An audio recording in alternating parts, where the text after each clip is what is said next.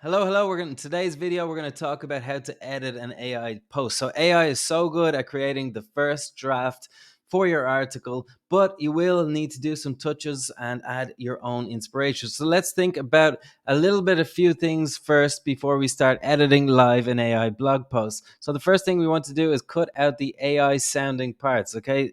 AI has this tendency to use these words like delve and unleash and unveil. We don't really want any of that stuff because people don't really like reading it. It doesn't sound good, it doesn't sound interesting, and people can just get bored because it sounds a bit generic. But if we add our own little spin on it, then we can use AI to help us save some time. I'm going to show you how to do that now in a minute. Also, look out for inaccuracies, okay? Sometimes AI gets things a little bit wrong, so we need to pay attention to that. I generally do all of these things at the same time, okay? I'm just scanning through and then possibly go through everything again, okay? That's the way that it works for me. Maybe it's better for you to go through each article, look for each of these individually. Okay, so the next tip is just to split up the text to help you. Okay, sometimes it'd be hard when there's a block of text and paragraphs. In the tool that we're going to be using now, Journalist AI, okay, it's really well formatted. It's one of the best things I like about this tool.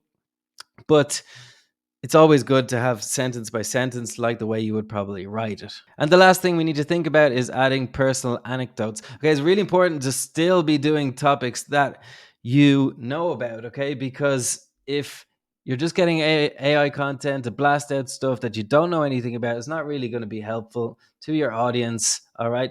Google is really cracking down on people just spamming the internet with thousands and thousands of articles. That's not what we're about on this channel. We're about trying to use AI, but using it in a good way. Okay, so here we are inside Journalist AI. So we have 10 unique things to do in Dublin, Ireland. So why did I choose this? This is because I'm from Dublin, Ireland. So I know a lot about Dublin. Okay, I've lived there for many years and I used to do all the touristic things. So if there's 10 unique things to do in Dublin, then I have a good idea about this already. But why would I write the whole thing? It spent 3-4 hours trying to think about all that stuff in my head when I get a really good first draft from AI. So this is how the content looks. Okay, if you want to just start editing it in this tool, then you just create a revision here. Okay, so let's go through this article live now. So we have Grammarly installed here and we can get some extra suggestions if we want. I don't really use that much, but sometimes just split up the text. It can just help you to decide,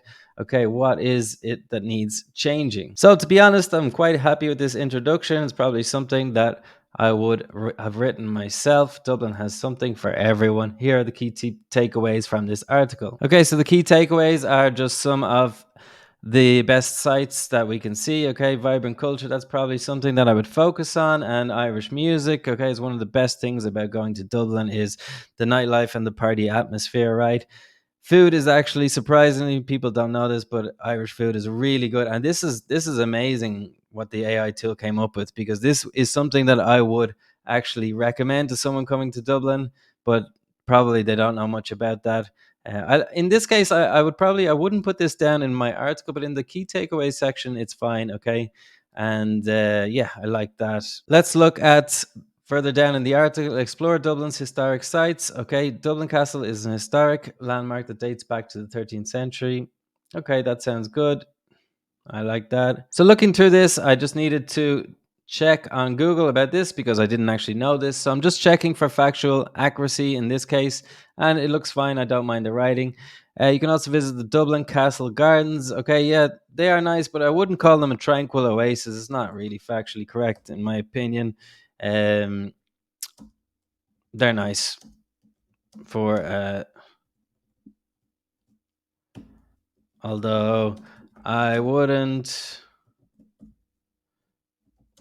spend too much time here. Okay, so the next paragraph here is fine. That looks good. Probably I would link out to Get Your Guide or something like that. It's a really good way to make some extra affiliate revenue. Okay, and I like the formatting of this. There's a little tip here, but I don't think I would recommend a gift shop. All right, it holds an amazing collection of ancient manuscripts. Okay, this is a good example of, adding in your own personal anecdotes. Okay, I've been to this library. It looks amazing. It's one of the best things to do in Dublin, actually. So, you can use what The AI tool is helping you out here and then adding in your own knowledge. So this is really good, right? They give you extra bonus tips here. Maybe something like allow 20 minutes to walk to the jail from the city center. Okay, I'm not exactly sure how far it is, but it's about that far. So that could be a little bit of extra added information that we can add to make our article better. Okay, so we're going down to the next one now. Explore St. Patrick's Cathedral, another good option for someone who wants to do something unique in Dublin. Okay, I don't mind that. This looks kind of immerse yourself. I probably wouldn't, but that's okay. This is where we start having a bit of a problem here. Marvel at the intricate. Yeah, okay. I'm not really too sure. I'd probably just delete this whole paragraph. Don't need that. Okay, this one is starting to have a little bit of repetition here. Probably delete that too, and find a tour, a tour website, and get some more information and rewrite this paragraph. Okay, this was actually the pro tip that I was going to think about because I've been to this church and seen some musical performances. They have classical music stuff there every year. Okay, and on to the next one. Irish music at Temple Bar, right? In this one, probably, yeah, this is some good advice. Okay, fine, but I'd probably put my favorite pubs in Temple Bar, right, for more authentic stuff like that. I have my own favorite pubs in Temple Bar, so that I wouldn't go to the over touristy one, so I'd add that in there. This is just all information gain, just trying to make it a little bit more personal. Okay, this is great. That's probably the best thing to do there, so that's fine. This is really good too. Okay, I'm just going to go through it a little bit. So the next one here is sample delicious seafood at Hote. So yeah, you have to talk about the seafood chowder. That's what I'd be looking for here. Yeah, okay, they talk about that. That's fine. Right, looks really good. So yeah, all of these things look really good to me. Probably I'd add a best restaurants to get some restaurant ideas. Even just search Google Maps if you're not too sure, but that's fine. We can add them in. Okay, that's a good topic there. Definitely agree with that. Now let's look at the next one. Visit the famous Dublin food market. Okay, this actually doesn't exist, so we'll just delete all of that. So that's what I'm talking about, the factual inaccuracies. Okay, so I like the way this tool breaks it down into different categories. All right, the botanical gardens. Okay, brilliant. So you just got to keep going through everything in this article. As you can see, it's quite long. So this is brilliant, really, really good article. I probably would add one or two just like super quirky, unique things to do just to kind of add to this, add more and more information. That's what you want to do, really. Okay, so the conclusion here, this really is just a recap of everything, but do we really need this? Like, does this add extra to the article? Not too sure. This is up for debate, really, whether you should add these or not in any article, but I would probably remove all of that and rewrite the conclusion to help people to, how can they learn sum up what they've learned in the best way. Maybe just a list of the 7 things that they can do that are unique, or the 10 things, whatever it was. And we have frequently asked questions as well. So important things to remember in conclusion is to check for the factual accuracies, remove the weird sounding words that nobody uses in real life. You have to look out for too much repetition, and you need to just add your own personal information to the topic again. So like I said before earlier in the video, don't just spam out stuff that you have no idea about. It's not going to help you. But imagine if I was to write this article before AI, right? It'd take me hours and hours to write all this stuff. Even just to get the stuff formatted takes a while.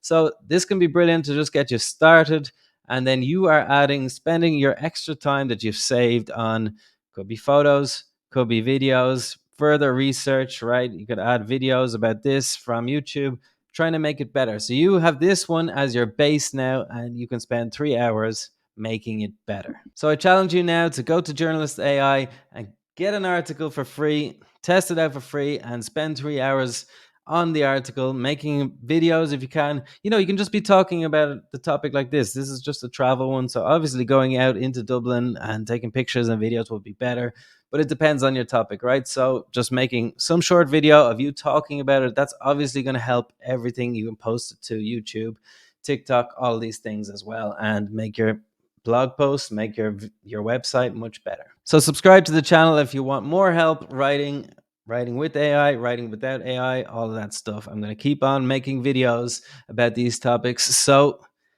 subscribe.